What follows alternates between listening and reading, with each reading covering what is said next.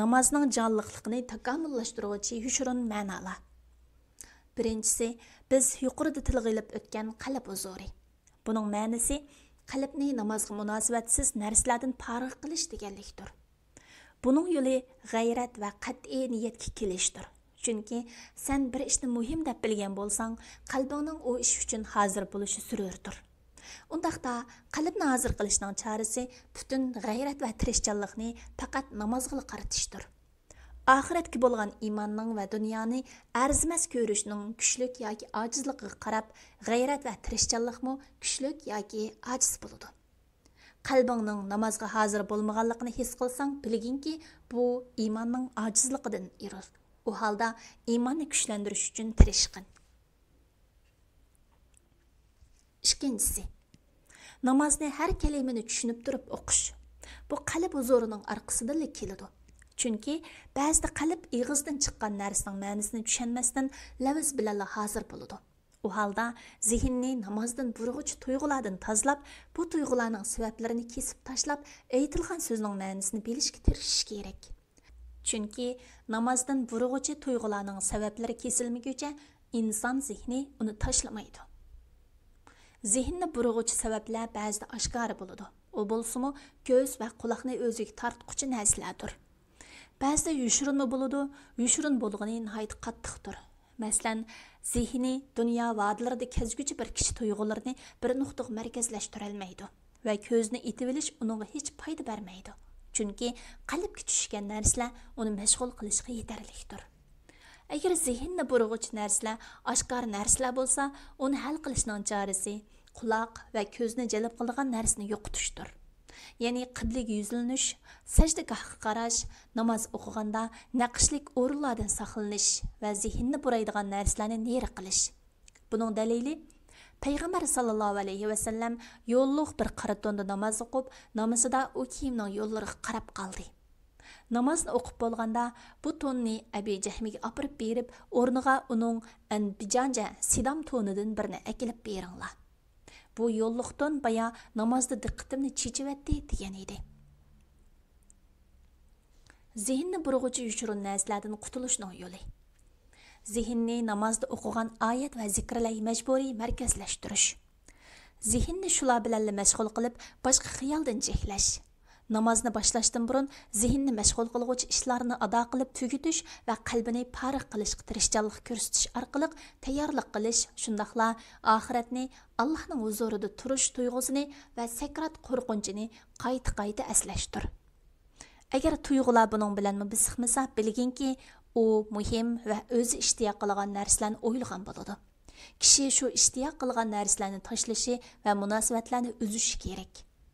Shuni bilginki, kasal yepishganda uning faqat kuchlik dorilar taqobil tura oladi.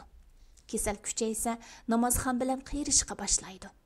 Namozxonmi uning bilan qiyirishidi. Shu qiyirish natijasida namoz ado bo'ladi.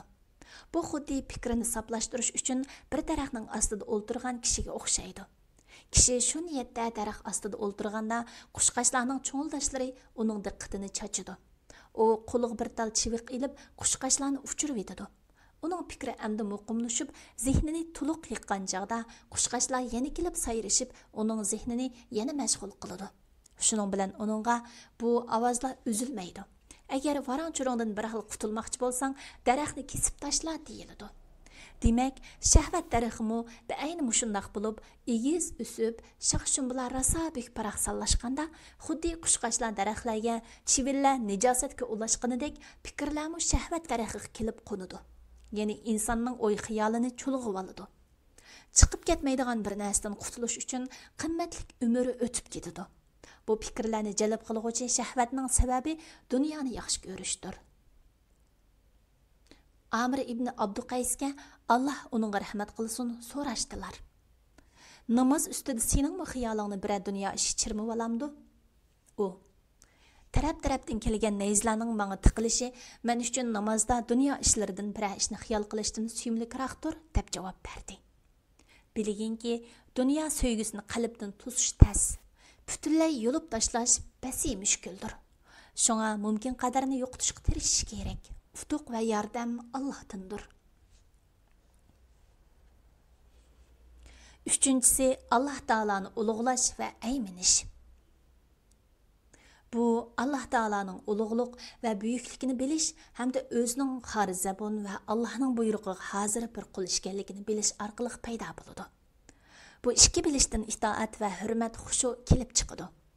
Namazning jonliqligini kamolatga yetkazadigan narsalardan yana biri o'tinch umiddir. Bu qo'rqishga yondosh bir tuyg'udir. Nurg'un hukmdorlar borki, kuch qudratidan yiqiladi, lekin uningdan yaxshilikni kutib bo'lmaydi. Halbuki namozxon sahvanlik tufayli jazo va azobdan qo'rqqandek o'qigan namozi bilan savob umid qilg'uchidir. Namozxon yana namozning har bir amalida huzuriy qalb bilan turishi kerak. Yani azonni anglasa, xuddi mahsharga chaqirilgandek o'ylag'ay va muazzinga ijobat qilishga tayyorlang'ay.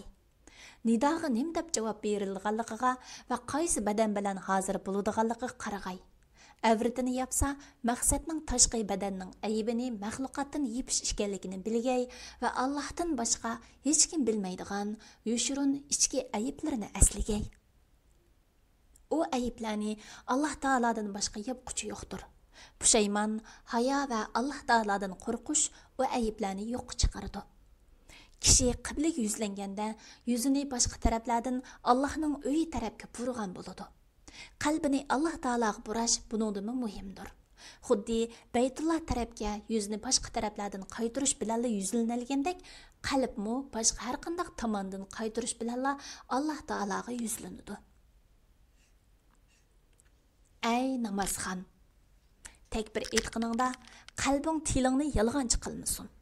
Chunki Allahu akbar, Allah eng buyukdir deb takbir aytib turib, qalbingda Allohdanmi buyuk bir narsa bo'lsa, sen yolg'on aytgan bo'lasan. Shuning uchun o'z havo havisingning texmi cho'ng bo'lib qilishidan saqlangin. Buning asosi o'z havo havaslaringni Allohning itoatiga moslashtirishingdir. Bilginki Allah Taalaga sığınıp şeytanның şerridən panoh tilash Allah Taalaga bir iltijodir. Şoňa çin qalbing bilan iltijo qilmasang, aytgan so'zing behudadir. Tilovat oyatlarining ma'nosini tushungin. Alamlarning Parvardigori Allohga madiyalar bo'lsin degan vaqtingda qalbing bilan tushungin. Allah shafqatlikdir va mehribondir degan vaqtingda Allohning shafqati zehningga kelgay. Allah qiyomat kunining egisidir degan vaqtingda Alloh taolaning kattaligini yodingga keltir. Bütün tilovatlaringda buningga rioya qilgin.